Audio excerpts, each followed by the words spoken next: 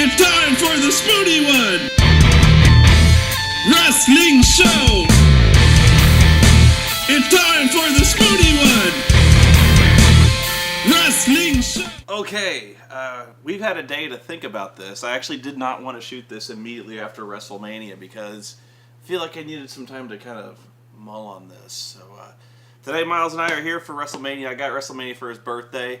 I thought it'd be good to watch, even though I was not fired up about this WrestleMania. But first, I have to get something out of the way. The last time we did one of these reviews, I was informed, and it was quite a shock to me, but I will admit, I was an asshole to you the last time we did a vlog. Asshole! I interrupted you, I didn't let you talk, and they're right. I don't know how long I've been doing this, I don't know how long you've been putting up with this, but I apologize to you, and I promise you I will not interrupt you. And in fact, I will prompt you for basically everything on this show. So, again, I apologize. It's all right. I cook the food for you, so I get my revenge in other ways. Oh, I see. Okay, so anyway, WrestleMania. I don't want to get on my overall thoughts right away, but this was not a good show at all. No. And I guess we'll just go one by one and give our thoughts as the show unfolds. And explain our thinking on this. Pardon me. But first of all, The Rock comes out. And The Rock was awesome. When he was out there, he was awesome. But The Rock's always been awesome. Yeah. It's just, it seemed to me standard Rock promo number... Go ahead and talk. Go ahead. Seemed like standard Rock promo number 32 given a time. I mean, it was nice when he first came out upon the announcement of WrestleMania and that he was going to be doing the show, but it was just like, oh, I've got to go out, smell what the Rock's cooking, millions and millions of Rock's fans, what else do I got to say, let's get on with the show. Okay, well, here's the thing, even when he's going through the motions, and he was not going through the motions here, but even when he is, I think every time it comes out, it's shockingly clear how much better he is, and has always been, than the best talkers that are currently in the company right now. Like, even like John Cena, routinely blows a motherfucker out of the water. I won't deny that, but I think if the theme is going to be coming out on what my complaints are going to be, it's just that The Rock, even, I'll grant you everything what you say, even when he's not good, he's great. He's better than any talker in the business. But still, this was a selling point of WrestleMania, that The Rock was going to be here, that this was going to be special, this is going to be awesome, this is the reason you're going to buy the show. Mm-hmm. And he just comes out and does Rock catchphrases. I just didn't... I think we're getting... Well, I wasn't blown away by it. I think we're getting more out of The Rock than... Honestly, when The Rock came back, same thing with Brett. When Brett came back, I think everyone thought, oh, he's going to wrestle a match, he's going to be the Hitman, he wasn't going to be the Hitman. And when The Rock came back, I even came right out and said, he's not wrestling a match. He's not wrestling. They're not going to let him wrestle a match. Actually, I get the feeling he's going to wrestle a match pretty soon. He was actually getting physical on Raw, less so on WrestleMania than he did on Raw. But anyway, I don't want to belabor the point too much, but basically The Rock came out and said, this is going to be the most memorable WrestleMania of all time. And we sat there and were like, oh. No. You know what? It might... He was right. No, well, it's going to be memorable for being one of the most underwhelming and disappointing WrestleManias of all time. It's probably not what he meant. But the first match to come out I was stunned by this. Edge versus Alberto Del Rio for the World Heavyweight Championship. Jerks the curtain. I was probably more so. The World Heavyweight Championship. Oh, how the mighty have fallen have jerked the curtain at WrestleMania. To anyone that says there's any kind of conflict in between the brands, no. It's the AA league when you're down that low. It's going on first, and that stuns me. In hindsight, it probably... If it was just any other match, it was a good match to start with. It was a good match. But it's the fact that the World Heavyweight Championship goes on first. I could have sworn either the 8-man tag or Cody versus Ray would start this off, just because those guys are. You would think those guys would be more of like a high voltage offense, something fast, something fast paced to get this thing going with. I thought this was a good match, and that's all. I mean, considering the people that's involved, Edge, Alberto Del Rio, I expected this to be a great match, and I was disappointed that it was merely good. This will be a recurring theme in many of our match critiques, by the way. The fact that we say, this was a good match, but it wasn't a great match. And, okay, I'll just get this out of the way. This was a good match, but 2.5 stars? It seems like on the theme of recurring themes, this would have been a great match if they gave like 20 minutes on SmackDown. If they let them blow it all off and have the end of the feud match on a TV match. It hit all the right points. They did standard stuff. Nothing memorable. It just was there. It was good. I think I'll actually finish what I'm saying when it comes to CM Punk and Orton, but with this one, it was good. But is it going to stick with me? And you know what's really stunning is this was probably one of the better matches on the card. Really. It was one of the better ones. Where I think they really missed out was the fact that Del Rio lost. That surprised me, because honestly, Edge, I like Edge. And Edge has been one of the less memorable champions I can think of in recent. It always seems like he's just been keeping the belt warm. And you really thought with Del Rio, he was kind of one of those guys with, for the first time in a long time on SmackDown, you kind of got the impression this guy was young and fresh and someone he hadn't seen before.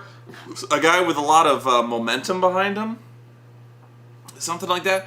You really felt like something new and fresh was coming in, and I was really looking forward to seeing Del Rio, what Del Rio could do with the title.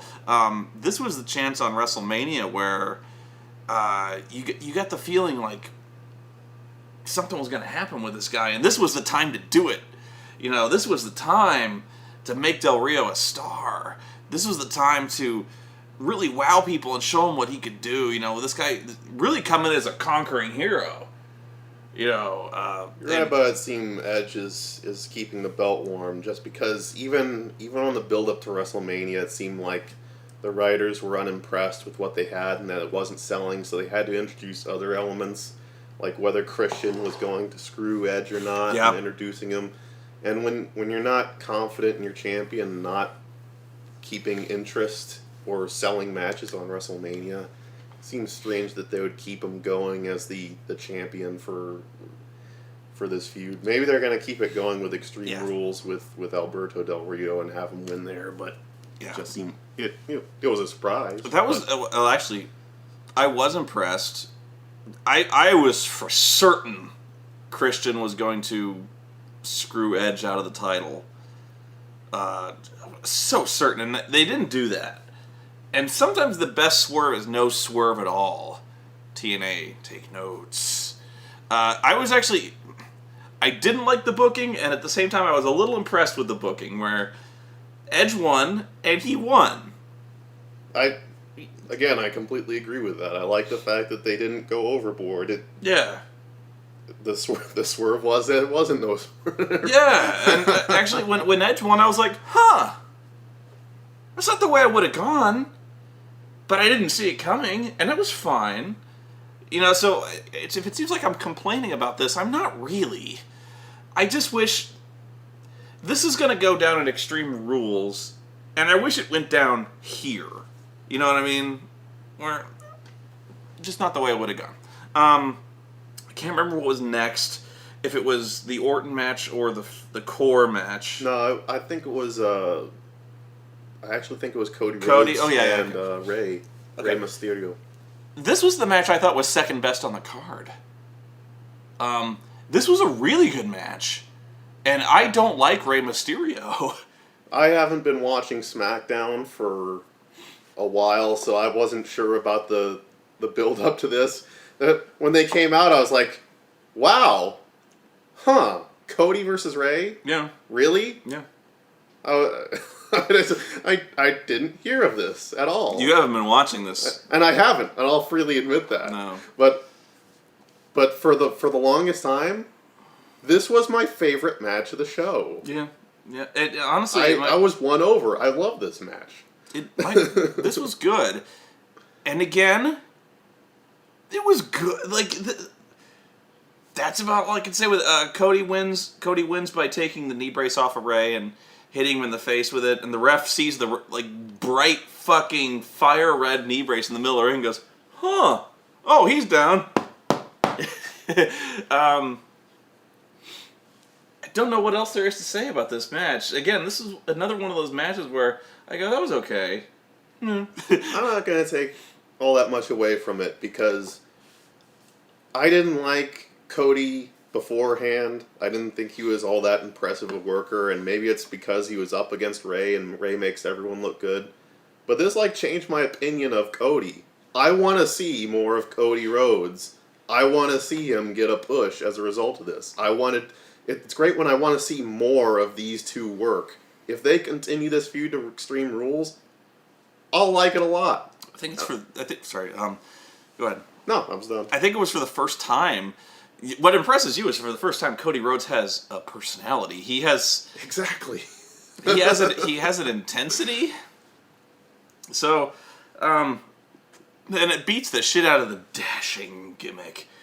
Where it's generic. I always call the dashing gimmick generic pretty boy gimmick number 2. Where I was like, well, he might as well come to the ring with a hand mirror, and that's basically what he did, you know. I gave it 3 1/4 stars. I was getting a little annoyed with the commentary because I was like, really? Are we still doing this bickering feud at WrestleMania? Although I did have one of the funnier little gaffes in that Michael Cole is like, oh, don't take off the mask. We'll see how hideous he is. And someone else had the note, it's a clear mask. Did they say that? Or did somebody actually point out it's a clear mask? Because that always puzzled me too. Where like, I think it was Grisham or someone. Cole made that comment. He's just like, it's a clear mask. that kind of confused me with Cody Rhodes, where it's supposed to be clear to us that he's not really hideously scarred, but he thinks he is. It's like Kane. You know, like it's Kane. Supposed to be a Phantom of the Opera mask kind of thing. But like, if he, why is it clear? Because he's always like, don't look at me, no, take the camera off, no, and it's a clear mask.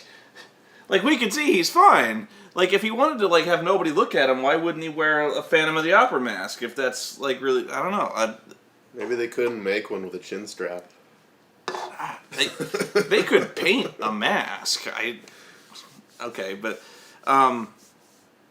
this I think the next match is the one I might be going a little out of order, but this was the match I was horrified to see, like just outright horrified. And you'll recall I exclaimed out loud, okay, the Corre versus Big Show, Kane, random character Santino, generator. yeah, and 2 characters we set the random key on WWE No Mercy. Santino Marella, and it was supposed to be Vladimir Kozlov, but he was assaulted on WrestleMania Access and replaced with Kofi Kingston. Kofi Kingston. And yeah, like the Kofi. Why not? So, what was funny was, when this match, I was certain the Corre would win this match. Because I was certain they were going to get more than 2 minutes. They didn't. You naive bastard. I was stunned that a match on WrestleMania was going to get more than 90 fucking seconds. WrestleMania! What's funny was, when they were walking down the match, I was groaning because I hate Santino Marella with a fiery passion, and this match seemed like it was made on the fly, and it just for many different reasons. I was just groaning. But when it ended in 2 minutes, I was even more offended because putting together a shit match, okay. Putting together a match that's not even a match, that just wastes my time, that's even more offensive. It's strange that I felt bad for the people I hate. But I felt bad for these guys. It took their asses longer to walk to the ring than it did to have the match. And when you consider that there were things taken out of the match, or things taken out of WrestleMania, it makes it even worse. We're gonna go here. Offensive. Yeah, we'll go here. This was you didn't realize this till it was over, and I realized pretty quick. In fact, watching the pre-show, they were talking about Daniel Bryan versus Sheamus for the United States Championship, and I was like, I read somewhere that was pulled off the show. I was pumped for it. And I saw it on before ordering, they do all the promos and stuff, and they're like, for the first time in 4 years, the United States Championship is being defended, Sheamus versus Daniel Bryan. And I was like, yes. And all during the show, I'm like, I wonder when they're going to put in the match. I wonder when they're going to put in Daniel Bryan. That's strange. They played the World Heavyweight Championship as a curtain jerker. Oh well, it'll be on later. And then the Corre versus the 4 random people. Okay, it must come later. Taker versus Triple H. Well, that's odd that it would be after Undertaker Triple H. I'm just like, when are they going to do Daniel Bryan versus Sheamus, Noah? I'm like, they're not going to. I was like, oh. What? And so, yeah, watching this match, it's horrifying to think that there were a lot of things that were on this show that did not have to be on this show that we could have seen. We could have seen Bryan Danielson in a wrestling match against Sheamus, which would have been awesome if they'd have given them time. If they'd have given Bryan Danielson,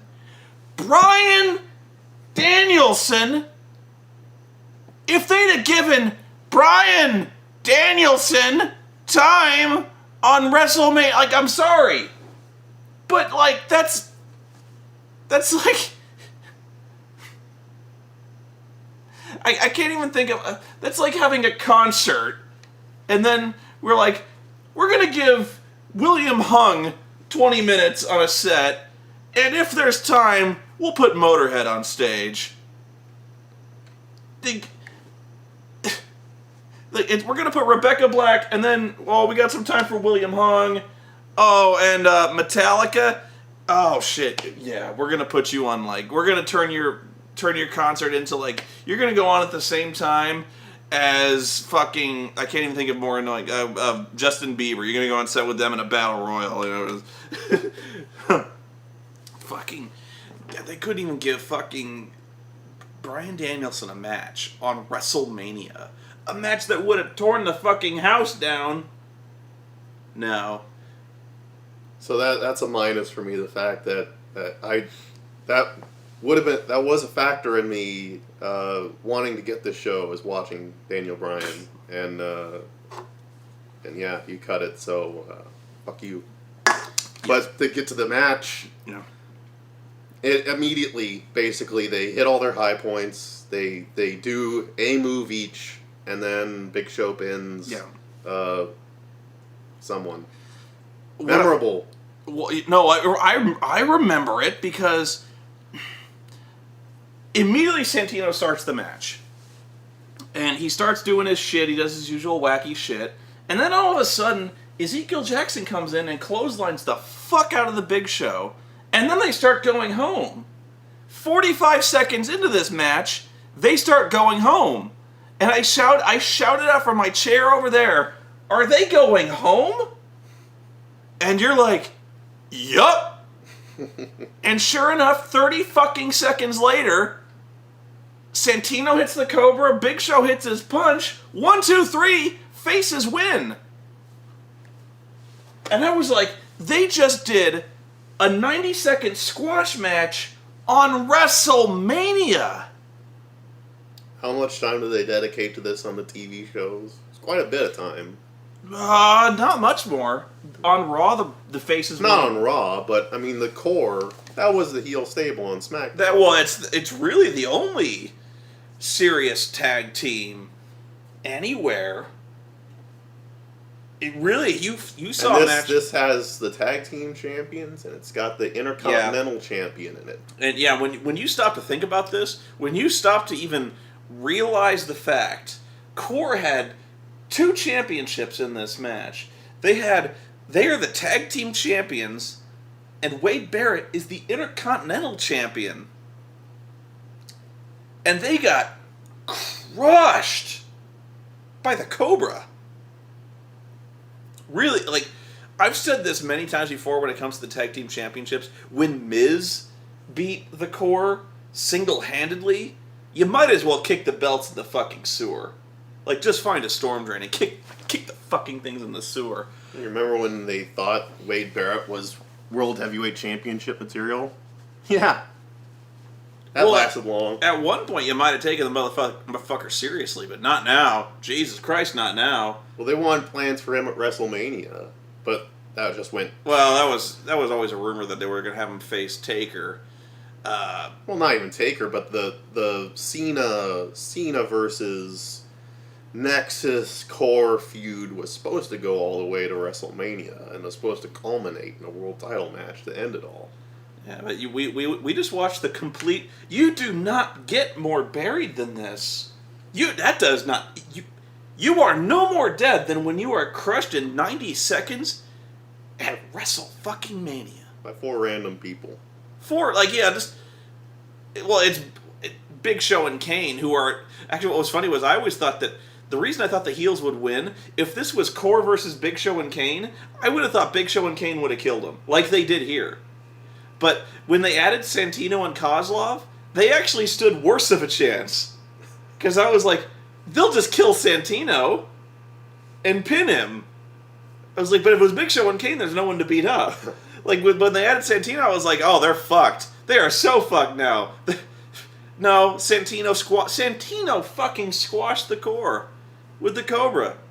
You know what? I'm going to move on from here, because, like, I'm just going to get fucking pissed.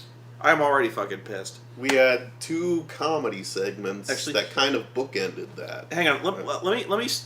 The air conditioner is going on back here, and so I'm going to turn it off because there's probably been a hum for the last 5 minutes. So I'm sorry to interrupt you again, but I'm going to stop the camera. I'm going to turn the air conditioner off, and we're going to start again. All right, I'm sorry about that. You were saying We had 2 comedy segments that bookended this. Yeah. The first one was basically another, like, Raw Idol sort of thing. Snoop Dogg? Where Snoop Dogg and Teddy Long... Snoop is apparently looking for someone to go on tour with him, so they had a bunch of comedy segments where people tried out. You know, of any of the segments that were on here, this was actually kind of funny to me. Kinda. And I don't know if it was funny in that it was actually funny, or if I was just laughing as I was watching wrestling die slowly before me. Okay, so they had some bits come up, and it was highlighted by William Regal saying he was rapping and saying he was straight out of Blackpool. Kali saying Grease with Kali. What else? You had steroid guy singing Chris Masters. Doing his peck dance for the 50 billionth time. My favorite one was Zack Ryder singing Friday. That was actually the funniest part. That was the part I laughed at. That was the part where I was like, okay, this is pretty funny. Where Zack, because it just worked for Zack Ryder singing Friday. You know what? Zack Ryder is such like an over the top tool. I find him funny whenever I see him. Know it. That's probably an unpopular opinion. I don't know, but of like all the attempts at comedy WWE tries to do, the one person that doesn't get any screen time, not really, is the one person I laugh at. Like, what was it? Like, there was a time when he was like #1 contender, and he was always like trucking around with Edge or whatnot, yeah. and that was the for comic relief, that wasn't bad. Why is the air conditioner still on? I turned it off. What was the second one? The Rock was backstage and he met Mae Young. Yes. Was it the one you're talking about? Rock was with Eve Torres, and the women's champion didn't have a match. But we won't go into that because no Divas match, huh? If that sucks, the people feel for you. I guess Michael Cole was right in burying him, but Rock was backstage kind of flirting with her, and he said that he could make a WrestleMania moment with anyone. Just anyone that went around that corner. You fucking knew Mae Young. As soon as he said that, it was like, whoever's behind me, whoever's behind The Rock, I'm going to make a moment. And you knew it was going to be fucking Mae Young. It was.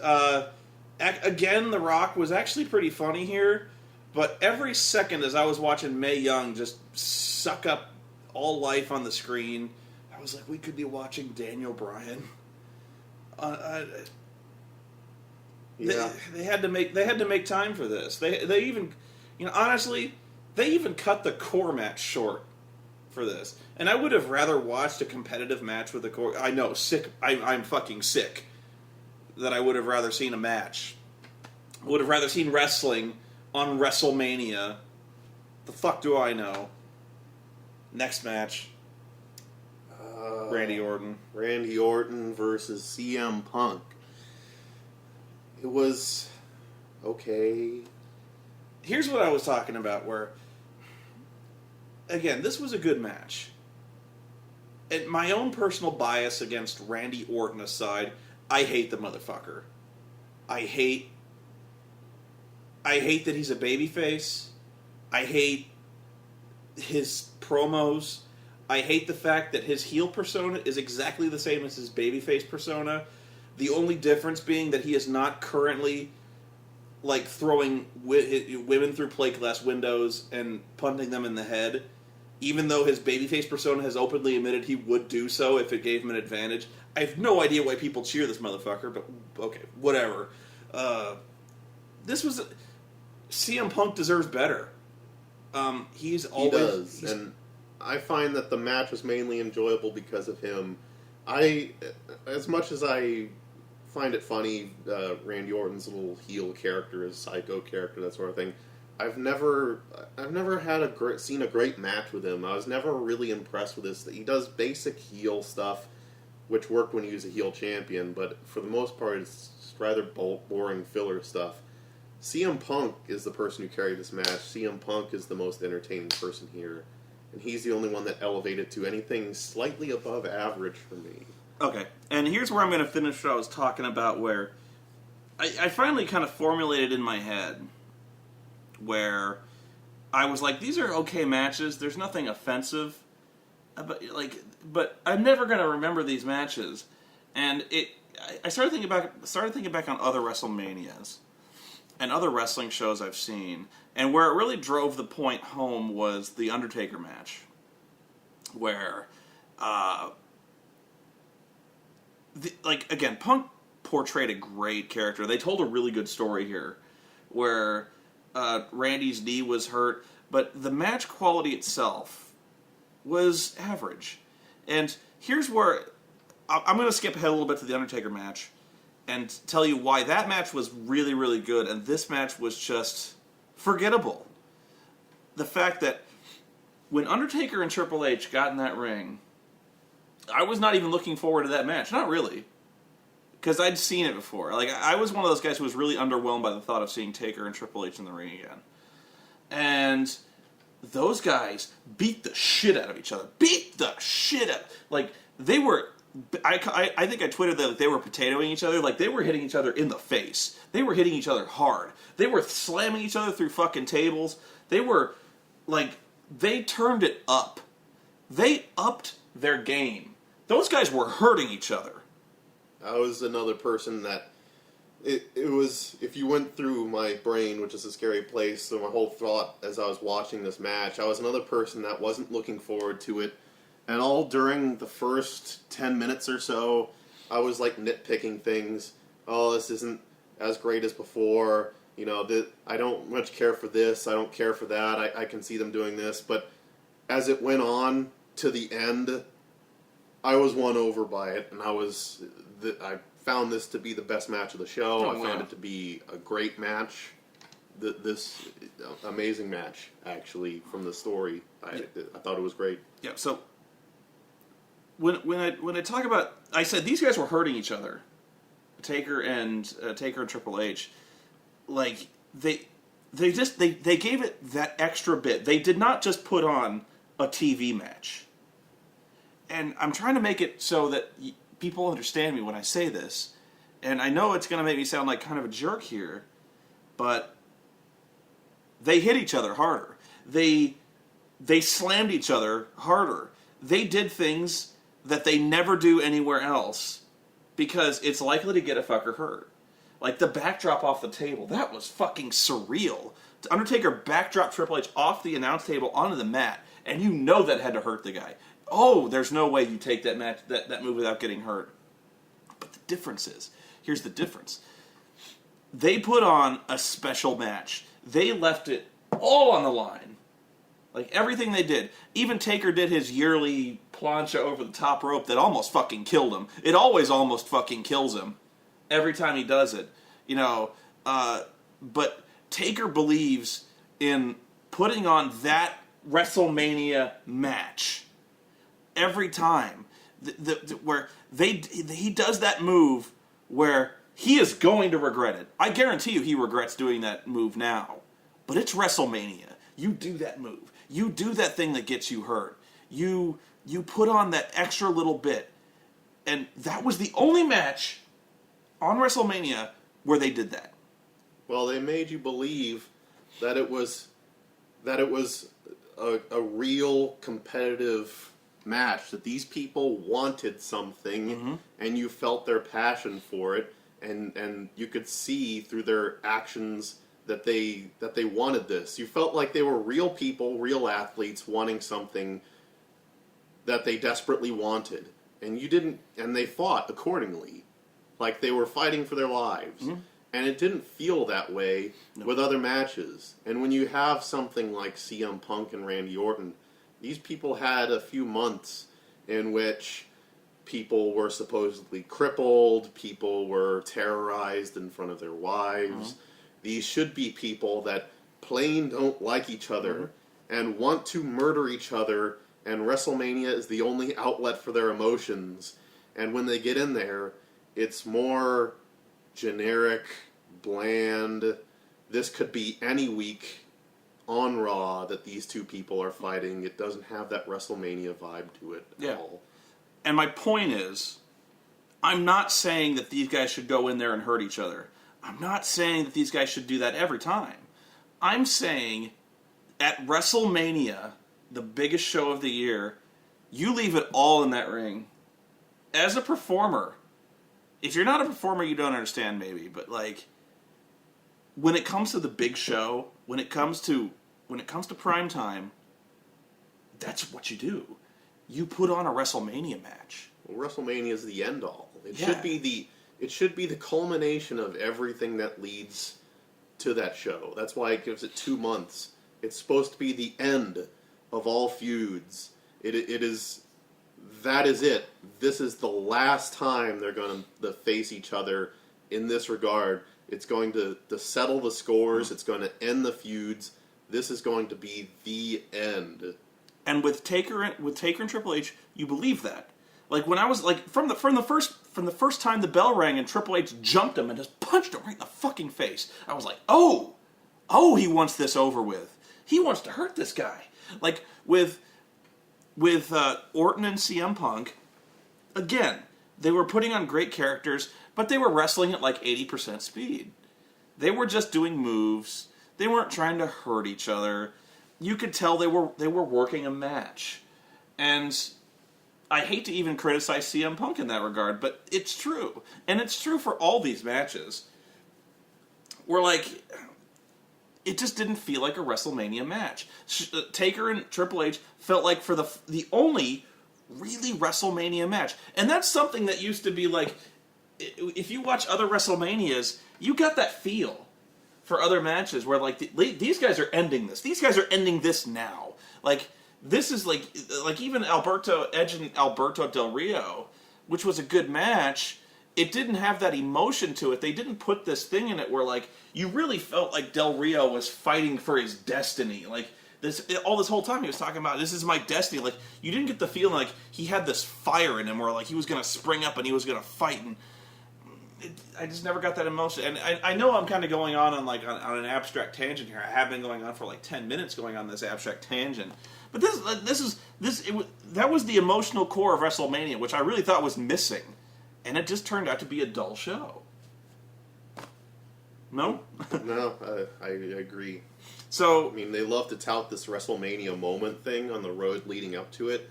And how many WrestleMania moments did you really feel were in this? Well, and I mean, aside from like Taker and Triple H, there wasn't anything that. There was no moment. There was no leaping from the ladder off onto a table. There was no big move, no serious character angle. Nothing that I'm going to remember outside of Triple H and Undertaker. I'm not even talking a huge high spot. We're jumping off a ladder or something. But I'm talking like just a great match. You can have a great match without having jumping off a ladder. I know that's not what you meant, but like just this is the time where you have great matches, and they didn't have great. And these guys know how to do this. What was next? Was it women's match or No, was it they had Lawler versus Cole? Lawler versus Cole. Okay. This match sucked. And you knew. See, the thing this is going to be probably where I start ranting about certain things. But the one plus is Cole and Grisham were not commentating anymore. It was JR, and later on it was JR and King, which was probably a better selling point for me than Lawler versus Cole. Was if you promised that JR and King would have been commentating. That would have been a better selling point for me than this match. This match was ass. Yeah. Guess I'll go through the description. Well, let me. Before you rant, let me give my thoughts on this one. You always thought this match was going to suck. You were not very positive on this one, and I stuck up for it. And I said, look. This is about watching Michael Cole get his skinny ass kicked. And we're going to get that at WrestleMania. It's going to be bowling shoe ugly, but that's the way it's going to be. And you're like, it's going to suck. It did suck. Michael Cole is not a wrestler, and he was actually not even capable of... I thought he was going to do some stuff, like a very limited amount of stuff, but stuff, and he was not any good. It went on. Okay, here's the end of my rant. It was too long. Yes, the crowd was chanting boring. This did not have to be as long as it was. In fact, it didn't have to be this long by half. All they really had to do was get Cole out there and kick his ass, and they dragged it out. They had Cole get an extended amount of offense on him.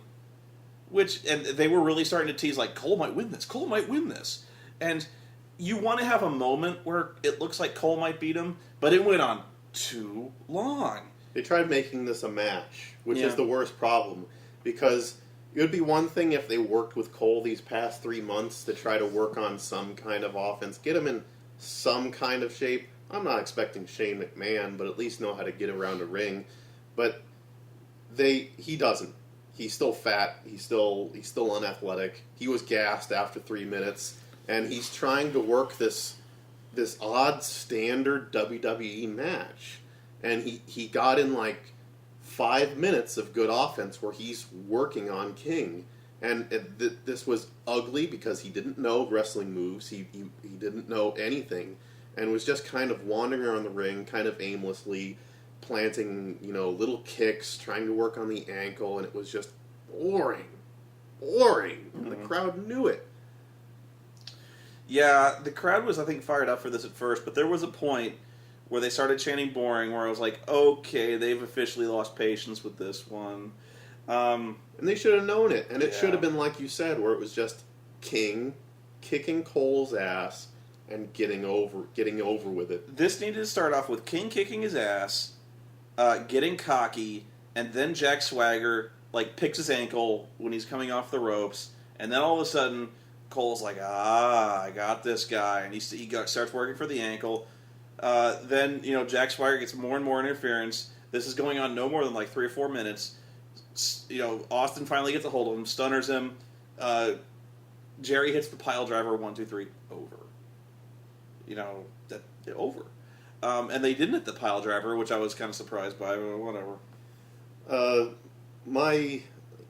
Leading up to this, I thought it was going to suck, but I hated it for other reasons too. Leading up to it, for one, you dedicated an absurd amount of time to this feud. This was taking up 20 minutes an episode. Not to mention the fact that they're commentators and they're basically doing interviews off of each other during the entire 2 hours of Raw and SmackDown. It felt like you were just getting hammered with this all the time. And it's for a feud with a non-wrestler and a washed-up wrestler. Well, yeah, I was really fired up to see this match, believe it or not. And besides, the main reason being that this was the best-built match on WrestleMania. It really was. Like, I really wanted to see Jerry Lawler kick his ass. I don't want to see it anymore. But I guess the main part of my rant and what I hate about this is, you know what really would have sold me on WrestleMania, would have bought my ticket, I would have bought 5 tickets, was if you promised me matches with any of the following people. Daniel Bryan, John Morrison. They did promise that. Evan Bourne. Rey Mysterio is in this match, but just the people that you know are going to give you kick-ass, memorable matches. I'll tell you what. And instead you use that time and you use that effort building toward a commentator wrestling with an aged Hall of Famer. I'll tell you that's what I was offended by. Or not offended, but... I'll tell you what, we're watching the wrong show. Really. If you want to see good wrestlers put on good shows, we should just be watching Ring of Honor. That's it. That's end of line right there. We're watching WWE, which is more concerned about telling stories and stuff like that. This is TNA's problem too, where TNA has great wrestlers, but they don't put them out there and do stuff. That's it. So yeah, we're watching the wrong show. And seriously, after watching WrestleMania, I keep saying it. Like, I'm gonna watch Dragon Gate. I'm gonna watch Ring of Honor, and I never do it because I never take the effort. But honestly, if this is the best the WWE can do, if this is it, this is it. I feel like going back to Dragon Gate and others to watch Evan Bourne. He's not labeled Evan Bourne Matt over there. Seidel, yeah. Matt Seidel. I feel like watching matches with him on those shows, and I feel like watching, there you've got wrestlers doing wrestling with Samoa Joe, AJ Styles, Daniel Bryan or Bryan Danielson as he's over there. It just, I want to see that, and I would have bought my ticket. I would buy not just WrestleMania but other pay-per-views if you promised me, if you threw me just a little bone of having one of those people have a match. Okay. And you don't give me that. You take the one match I wanted away. You insert shit. Well, here's where it gets worse. Was Jerry wins. Basically, what I spoke of happened before. Austin finally got a hold of Jack Swagger, stunners the shit out of him. Jerry does the fist drop, beats him. Then the anonymous Raw GM dings in and says that due to Stone Cold's excessive abuse of power and interference, that he's reversing the decision, and officially Michael Cole wins the match. So what that means is, why is the air conditioner still going on? I apologize for the guys who are listening to this. I turned the air conditioners off. At least I thought I did, so there's this drone going on. But I'm going to get up in a second and check it. But this means, if you check Michael Cole's Twitter, they're going to have another match. Guess what? I'm not buying it. No. Especially after the shitty match they had at WrestleMania. Keep going. What kind of screwed up logic is that? You have an awful match, one that people almost booed out of the building, and you want to continue it. Of course, they weren't planning on having it booed out. They thought this was going to last on and on and on, but I mean, people were getting fed up as it is, and now you're just going to keep going on with it. I didn't like it before, and I'm not going to like it now, having them on commentary duty, having another month of them snipping at each other. I finally figured out how the air conditioner works. Good for you. I win. So I'm sorry you had to put up with the air conditioner noise, but what can you do? Next match was Taker Triple H? Yeah? Yeah. Okay. I already went on a great detail about how much I like this match. That being said, here's where I play the bad guy. 3 3/4. 3 3/4 stars. Maybe it's because of the terrible rest of the show. I would probably give it more. I mean, Grant, I know what you're going to say, that as a wrestling match, yeah, it didn't meet up to standards, and I'll have to revisit it, but I still don't think it's as good as their first time. No. But it was still of the Taker matches at WrestleMania. This is among the best. Well, okay. Here's good cop. This was by far the best match on WrestleMania, and I'm not saying that my 3 3/4 star rating is in any way an insult to the match, especially considering, again, these guys busted their asses, busted them. And they put on the best show they could put on.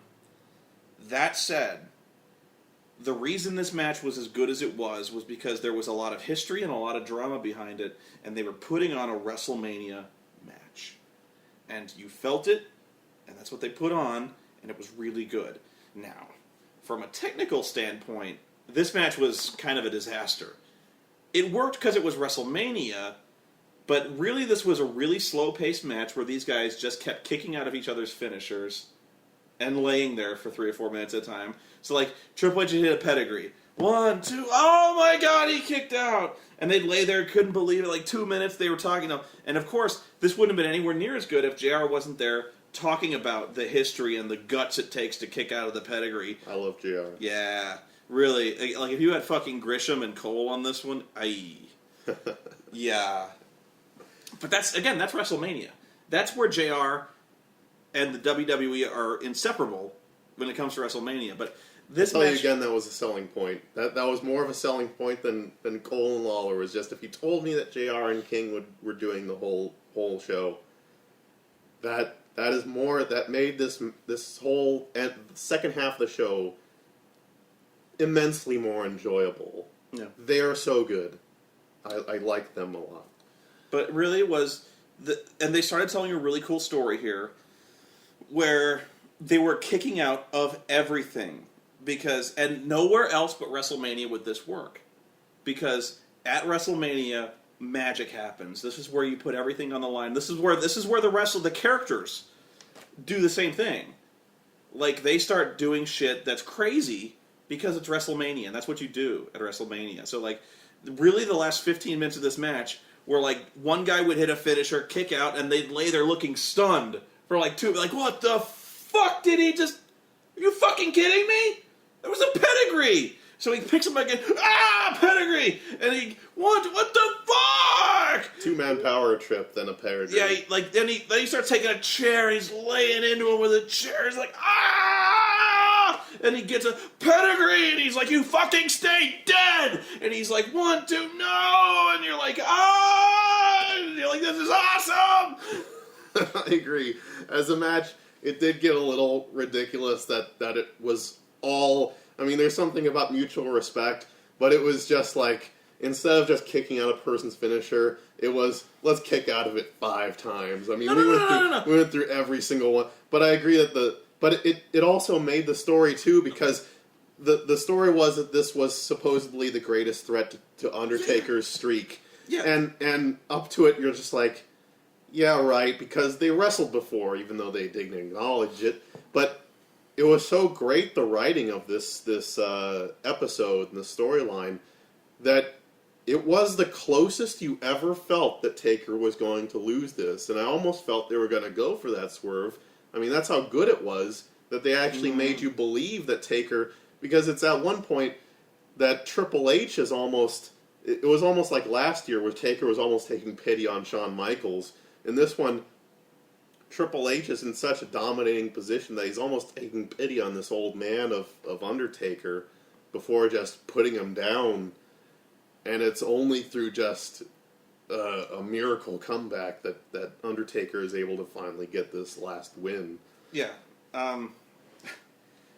But if it seems like I'm bagging on the match, I'm so not. Where I say, like, oh, it was really simplistic, they were just hitting finishes and stuff like that, but when this match was over and he locked in the Hell's Gate submission and Triple H tapped out, great moment. And then they laid there, both of them devastated. Taker had to be carted out. And again, this is what I'm talking about when it comes to WrestleMania. Like, when he got carted out, he literally left everything in that ring. And that was beautiful. You know, and really they might signal this as Taker's retirement, because I don't think he was really that badly hurt. But in terms of a character standpoint, he gave 100%. Done. He couldn't even move. That was how much he gave to that match. It was beautiful. So Triple H has to learn, though, that having 4 finishers is better than having 1. Well, he used the tombstone, and that was really the greatest moment of that match, where Taker he's like, stay down, I fucking beat you with this chair, I pedigreed you 3 times, I'm gonna hit you with this fucking thing again, and you're not gonna get up. And Taker was like, you fucking do it. So he like hits the tombstone, and you're like, oh, that's it. That's like, seriously, that was like when you thought that was like that he was never in greater jeopardy than that moment. That was it. You know, that was the moment where you're like, oh shit, it's over. Now, I never thought it was going to be over. Did we find out if Triple H was injured? I don't know. Yeah, that was the big thing for me was, I never found out, but when he took that backdrop off the table, he was grabbing I think it was his left arm, and he was like, I was kind of questioning, because he was selling that arm throughout the whole thing, and I thought he just landed on his funny bone and was like hurting the whole match. I don't know, but we were kind of speculating whether or not he got a fracture or like some kind of muscle tear or something like that. But he was able to do all the moves during the match. I mean, he was able to hoist up Taker and do all different kinds of slams and stuff. So it couldn't have been. Maybe it'll keep him sidelined for a few weeks, but I don't think it'll be anything that's debilitating. Now, don't ask me where they're going from here. If they're going to a 20th match, or who's going to wrestle who at WrestleMania. I don't know. I don't think they know. I really don't think they know yet. But honestly, the way they carted Taker out, they pretty much. If he was going to retire after this, you'd be like, that makes sense. You know, like the way he departed WrestleMania, like if he said we're done, we're not doing any more WrestleManias, you'd be like, okay. Because if you don't know, Taker is banged up, like irreparably banged up. So he put on a great show, and if this was his last show, it was a good show to go out on. And if you want to know who won the feud between Taker and Kane, Kane was in the undercard and had a 90-second match. Who's the real winner here? Who's the devil's favorite son? Yeah. Do you even want to talk about the LayCool versus Trish Snooki bathroom break match? You know what? I will talk about this one very briefly, because they didn't give him much time. They gave him maybe 3 minutes. 3 minutes they could have gone to Brian Danielson. But Snooki ended up doing one of the more athletic moves of the show. She ended up doing like a handspring elbow or whatever you want to call it. She didn't. You know what? She didn't fuck it up. She fucked up the. But then it was immediately preceded by her fucking up the finish, which is basically she did this somersault and then Warrior splash. I think she was supposed to do like a backflip or maybe a shooting star or something, but she just jumped up in the air and was like, nah, fuck it, I'm not doing it, and just kind of flopped down. It was like a cartwheel until like just flop forward. I didn't quite get that move, but I swear it was like mid jump. She's like, yeah, no. I was impressed with the. I've seen professional wrestlers fuck up the handspring elbow though, who have used that as like their finisher. Fucking China could never land that shit. Again, my complaints is just probably of wasted potential. You had John Morrison. John Morrison did one move. John Morrison did one move, and really, I would much rather have seen John Morrison versus Dolph Ziggler in a good long match than anything involved with women. But yeah, I gave this a 1.5 stars, and that's being nice. I mean, technically speaking, there wasn't anything really wrong with it. I just didn't care. Trish Stratus looks so fucking hot, though. Oh, well. She got a bike rack going. Oh, man, she wears these pants that, man, she can't even walk in those things without showing ass crack. It's amazing. Oh, I love Trish Stratus. Anyway, I think then we get to the last match. Yeah. The end. First off, the video packages that introduced The Miz, especially The Miz, were great. Mrs. was awesome. Miz, yeah. And it made Miz look like that love to hate me, but I'll do what the fuck I want champion who's unappreciated in his time, who does what he has to do, who's hated because he's successful. Great video package. I wonder why they didn't show him on shows that were selling WrestleMania. And, you know, really, this was like a 5-minute package for each Cena and Miz, which, had you cut them, and had you cut the fucking choir entrance for John Cena, would have freed up, am I exaggerating when I say 13 to 15 minutes that could have gone to a match? No. Going back, I love Miz's character. It's great motivation that he's a guy that worked his way up from being the little man. He was this joke on the real world. He went his way onto Tough Enough. Was some like announcer. You know, he used to do like host shows that weren't like, they were like Sunday Night Heat or all these little like run-in shows. He wasn't even a commentator on the big shows. And then he became, you know, tag team champion, this little middling, freaking niggling heel, and then worked his way up to Intercontinental Champion, U.S. Champion, then to World Champion.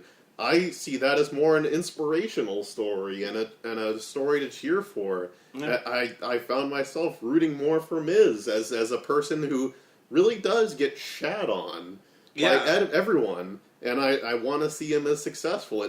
That package made me love Miz more than any other wrestler on that show. Yeah, that's what I thought was really interesting about that video package, where you like watching that video package, you wanted to see him fight, you wanted to see him overcome the odds, and like you're like, you know what, like he is shat upon. Like people don't appreciate him for as good as he is, and I always liked The Miz. I don't think he's great, but I like The Miz. I like his character. And then Cena had a really good video package as well. And I just kept thinking, like, you know, had you put this on, really on the SmackDown before WrestleMania, it would have been great. I didn't like the Cena one. You didn't like it? But then again, that probably tied in with the choir and that it just didn't make sense. I mean, Cena has his choir out, and it's just random doodling. It's not even a song. It's just a woman going, hey, hey. And then it leads into this video segment where Cena's praying that he can lead people to Jesus in his lifetime, and he can be a good soldier in this life. And it's a spiritual thing. It's kind of put over the fact that he's spiritual. He's never been put over as spiritual. Okay. Ever. Well, I mean, it's just, he's always played the Marine. Okay, he's always played everyone else. It came out of nowhere. Okay. I liked the video package. I did not like the choir. Especially, I think I said, like, Cena's activated God mode. I thought for sure Cena was walking with the title here just because you never bet against Cena, especially not at Mania. But especially not with new merch. Yeah, he had new merch. I thought Miz was so fucked. Cena came out with the red, white, and blue merch. I was like, oh, snap!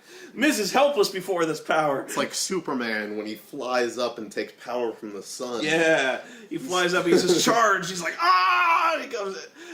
The power of the merch, man, that's so hard to overcome. You know, I like the red stuff. That purple shit. He took a lesson from Rock and that he looked Fruity Pebbles. No, I don't mean to go on about... I hated it before the Fruity Pebbles thing, but he just looked like such a dork wearing purple. Purple and yellow, man. Purple and orange yeah. And I'm amazed that people didn't turn on him. Like, seriously, the purple and yellow are Lakers colors. And it's not that I have a problem with the Lakers, but pretty much everyone in the world has a problem with the Lakers who's not in Los Angeles. So, like, I'm amazed that Cena could just bop into, like, Houston wearing Lakers colors, and people go, yay! I don't know, man. That always bothered me. But, anyway. So, they have this match, and people are going to interpret this as me picking on Cena and picking on Miz. And I'm so not coming from there when I say that this match sucked. This match sucked. And you were mentioning that Miz maybe didn't impress you earlier, and I was about to chime in saying he's not a good wrestler, but that's not the case because leading up to WrestleMania, he had an amazing match with Jerry Lawler. He had an amazing match with John Morrison. Yeah, that was a great match. And he had a great match with Daniel Bryan. It all depends on who he's wrestling. And if you had any of those matches as the WrestleMania match, that would have been, maybe except for the King one, but if you had any of those as the real WrestleMania match, it would have been great. But when you have someone like Cena, Cena depends on who he's wrestling too, because he's not carrying a match, right? And he's not doing it. So you have two people that are kind of dependent on someone else to make them look good. Yes. And when you put them both together, it's bad. Yeah, you've got two guys who are average to below average, who and my point was you said it that like the reason that Miz had great matches with John Morrison and Daniel Bryan is that both of those guys are terrific wrestlers, like really good. And again, you'd think I'm bashing Miz and I'm bashing Cena. I'm not. They can have great matches, and they have. But you put those guys together, and they suck. And you know what? Cena usually ups his game for like as much as I bash Cena for being average, he is one of those guys who, whenever there's a pay-per-view, ups his game, and ups it a lot. He did not do that this WrestleMania. And this was shocking. We were stunned at how bad this match was. Like, we actually said, like, about 5 minutes into this match, I actually said to you, like, I don't mean to be a killjoy, but this match is kind of sitting on my head. And you're like, you were kind of rubbing your head like, yeah, this match sucks. And we're not even talking about the ending. We're not even getting no. up to the ending. We're just talking about the match itself before any of the shenanigans happened. This was a really bad match, and I'm gonna I'll explain why. Cena was terrible, and he's usually not. Again, I say he's average. He's usually not this bad. He was bad. What I mentioned this before, and you know something's wrong when the commentators are trying to cover. Yeah.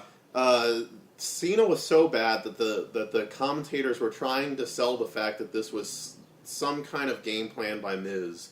And when they're trying to go off the cuff like that, it really shows that they're desperate and trying to cover up for a shitty match. Yeah. Cena was lethargic. He looked honestly lost. Like he didn't know what to do next. He was slow.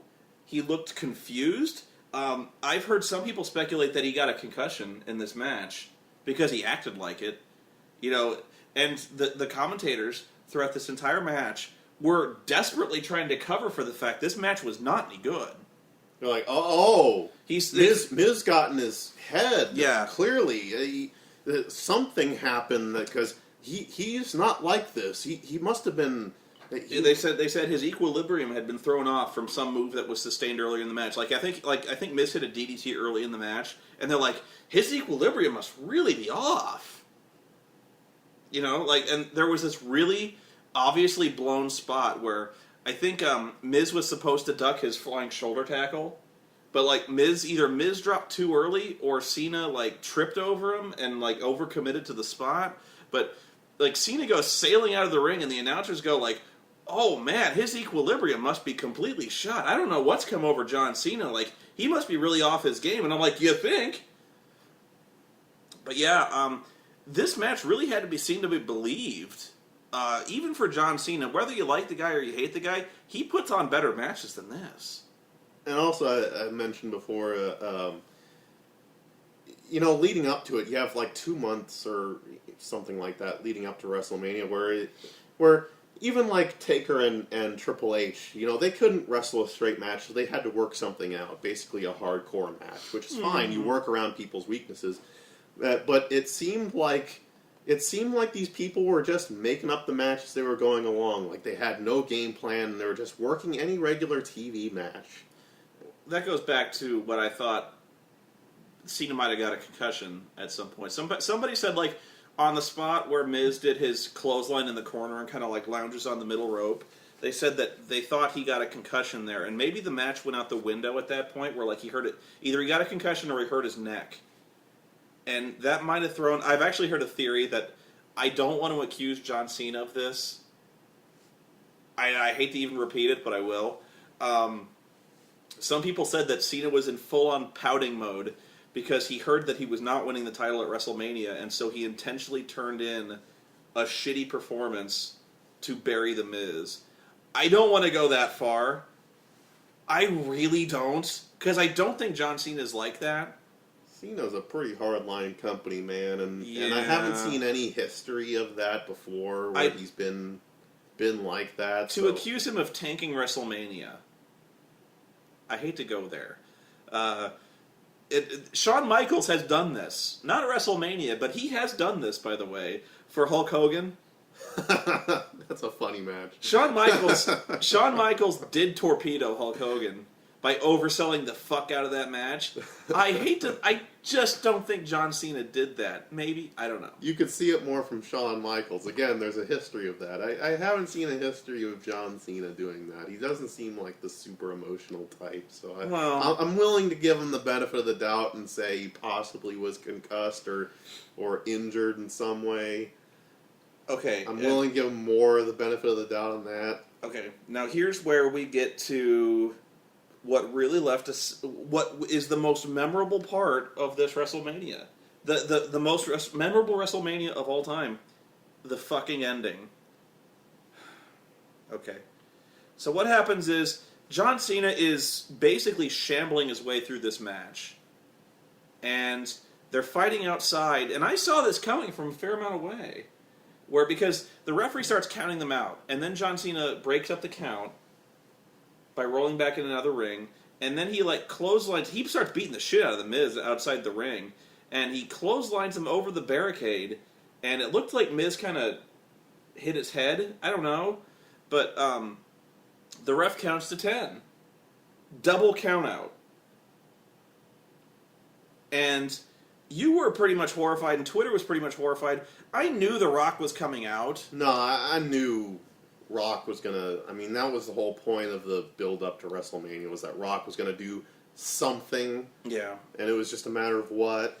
But if you really thought the match was gonna end on a double count-out, you're completely stupid. You've never watched wrestling in your life. But it was quick. I mean, it wasn't like they had a 20-minute match and then this happened and then Rock was gonna do something. This was 5 minutes or so.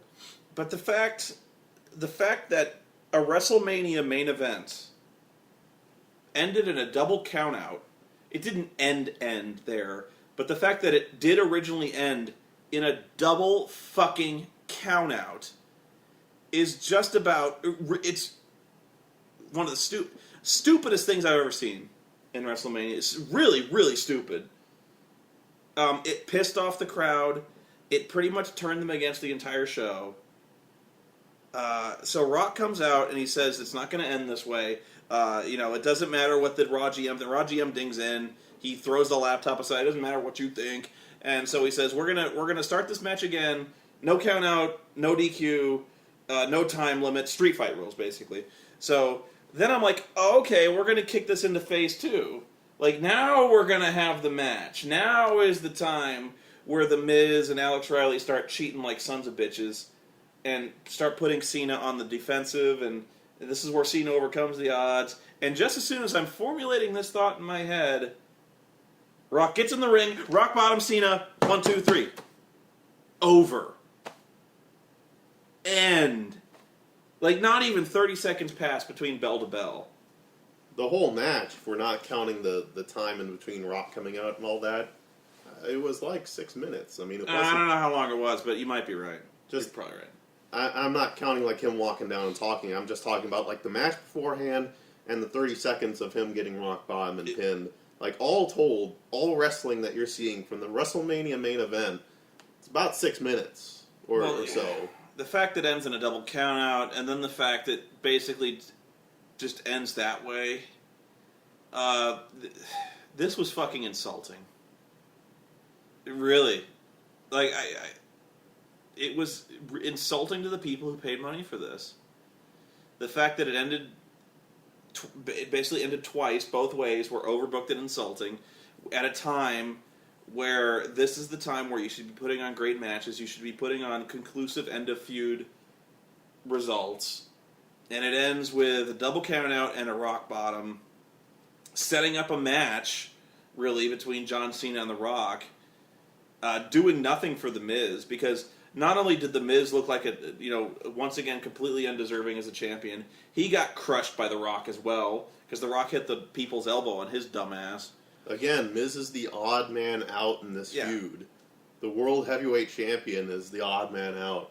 And that was my problem leading up to it, is I don't have a problem with John and his no selling. Well, I do, but you get used to it, that sort of thing. But my whole problem with this leading up to it is your World Heavyweight Champion is useless in leading up to this. It's all about what's Rock and Cena going to do. Yeah. And Miz is off. It's like way in the background going, hello. They tried to make Miz as relevant as possible, kicking John Cena's ass, week after week throughout this feud, but the whole time it wasn't like, what's Miz going to do? It's, how is The Rock going to respond? How is John Cena going to respond to The Rock? It was always all about The Rock. And that's no bad thing, except for the fact that it was all at the expense of the World Heavyweight Champion, and still is. He really is. He does not... basically, he's the world champion who does not belong in this world championship feud. I mean, he's not getting buried because he's getting beat in the ring. Well, he is, but... He's getting buried because he doesn't matter. That you felt that, if John really cared enough, he could beat him no problem. But he cares more about The Rock than this little pissant. That's the true as well he should, is because The Rock is a much bigger star than The Miz. But yeah, we're going to wind this up, I think. But basically, this world title match was a piece of shit before the shitty finish. It was a piece of shit after the shitty finish.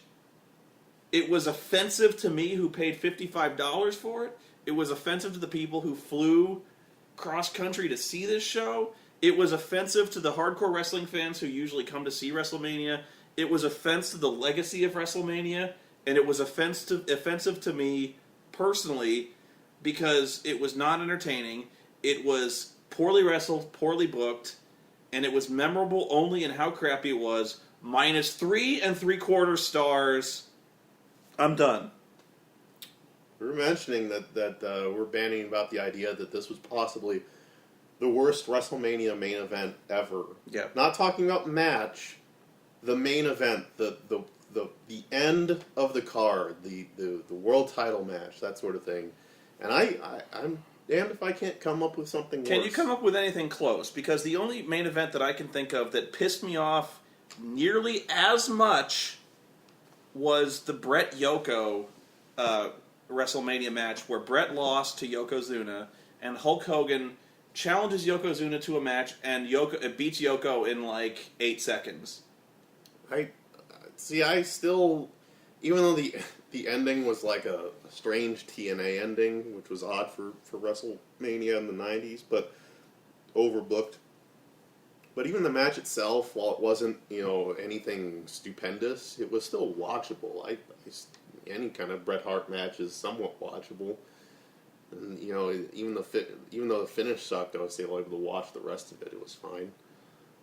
Somebody asked if I thought this was... When I posted on Twitter minus 3 3/4 stars for this match, they're like, is it minus 5 stars? No. What would it have taken for it to be minus 5 stars? I don't know. You know what it would have been for minus 5 stars? If they actually had ended on the double count out. And I'm not sure what elevates why the Rock's... At least there was a finish to the match when the Rock came out and restarted the match. Like, if they ended a WrestleMania main event with a double count out and they said, that's it, go home, I'd have been like, wow. That was brutal. That would have been a complete waste of time. Yes, but... I hate to bust out minus 5 stars unless the action was just unsalvageable. Like if it was just atrociously painful to watch, like Jenna Maraska was atrociously painful to watch. These guys executed moves successfully for the most part, although Cena was a fucking just terrible. It was still bad. It was still really bad. I can't go minus 5 stars. It's close, though. I mean, It just... Okay, from a wrestling standpoint, dud. Wrestling standpoint, just a dud match. It basically might as well not have even started because both the wrestlers were off. They did not wrestle a good match. It was not good. But the booking at the end was really what propelled it into negative star territory. Yeah. just the fact it's WrestleMania and, you know... I can't go minus 5 stars though. Yeah, it would have to be shitty. Like if Snooki, seriously, like if Snooki walked out with the title, you know, that would have been a minus 5 star match. You know, as bad as it could have been worse, but not much. And it is based on expectations, but yeah, you bill this as the big thing, the big culminating event, and the big culminating match. This is supposed to be so great that we're saving the best for last. Yeah. And then you drop a steaming turd on your face. You nailed it. You nailed it. Really it was, you know, I've seen worse matches, and there might have been worse. There were actually, you know what? I even turn around the core match as being a worse match, but at least that was over in 90 seconds. You know, this match was the WrestleMania main event. It was supposed to be the best match on the card. They saved it for last. And as a WrestleMania main event, this was a colossal disappointment. So yeah, disappointment, big time. Any last thoughts? This was a bad birthday present. Makes me feel bad about it now. I'm getting you Ring of Honor next time, you know that? That's better. I'll get you Ring of Honor next time. I got Dragon Gate DVDs, you want to watch those. Those are better. Oh, God. So, yeah. WrestleMania, man. That's about all I got. Do you have any... Okay, let me ask you closing thoughts on this one. Are there any, like, star ratings that you outright disagree with? Like, seriously, like, I don't mean to browbeat you with my main event rating, but what would you, like, star rating on the main event? The two main events, really, like Del Rio and Cena. Del Rio versus Edge, probably 2 3/4, and I find that generous. I mean, like I said, it was good, kind of. I mean, yeah, that's all I can kind of muster for it. There was no great spots. There was one spot I remember, and I'll even probably forget this spot where Edge had Alberto had Edge in the armbar. And he was, like, it was looking really grim for him, and that was, like, the big moment where you thought Edge might tap. Yeah, that was about it. Yeah, okay, so Cena match? Don't let my star rating, I know it's easy to say, but I have no, like, if, go ahead. I almost feel like watching Sting versus Jeff Hardy. Sting versus Jeff Hardy was over quicker. That was it was over quicker. It was decisive. It was decisive. It was decisive too. You felt like there was a winner. I didn't feel like there was any winner in this. You know what?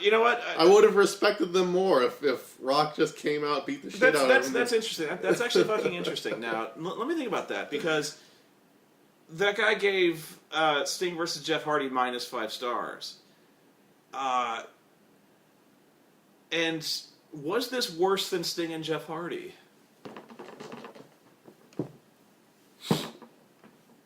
I gotta think about that. No. Just because that was Sting and Jeff Hardy was a complete abortion of a main event. Like, it just didn't happen. Yeah. And that was a match where they could have done anything differently. Like, they could have put anybody out there and had a title match, and it would have been better, and they just completely fucked it up. But was this worse than Sting? You know, that'll probably be one of the more fierce debates on this one. Was this? No, it's worth debating. Was this a bigger waste of time than Sting and Jeff Hardy? And it might have been. Just because, and well, maybe not just because, but a major reason being that this was WrestleMania. That it's WrestleMania, and you know what? I just as soon get the pain over quick than have it drawn out. You know, the fact that they did a shitty non-match for 5 minutes. You had the count out. You had Rock come down, give a lame promo for a few minutes, only to have it start up and have that finish. Really? I mean, I'd just as soon that Rock beat the crap out of him, say ring the bell, and he get pinned. It's over quicker, and it makes the pain less. Yeah, I still can't go -5 stars, because for all the shit they did, -5 stars would be if Pee Wee Herman ran in and made the count, or if Pee Wee Herman was there, by the way. Yeah. I can't do it. And I'm not going there either, but yeah, I'd probably... That being said, that's like saying, was this the Holocaust? No. I mean, how much worse, though, can I get by saying worst WrestleMania main event ever? Yeah, no doubt. I mean, that's damning enough in its own right. It doesn't matter what star. If -4, I'll go slightly worse than you. You hated it more than I did? -4 stars. And now, to be fair, I'm not used to rating, so... Me either. My rating is on a rapidly sliding scale, and is completely inconsistent and unfair and completely biased by my own. You've heard my first 2 ratings for any wrestling matches for these two, so I'm not good at any of this. Do not let the fact that I said this was -3 3/4 stars in any way make you believe that, oh, this was watchable. No, this was the worst WrestleMania main event in memory, which is a faulty memory, I will admit. Again, because it goes back to, like, movies. There's movies that are so bad it's good. And there's some matches that are just... There's some matches that have a bunch of botches in them and they're kind of silly to watch. No. This is boring. This was a boring, bad, crappy main event. It was poorly executed. Both wrestlers were having an off night, and there was bad booking. And top to bottom, it was just dull and shitty. And so, with that, we'll leave you. That was WrestleMania. We have rambled on for a long time, but until then, last thoughts? I'm good. Okay, thank you.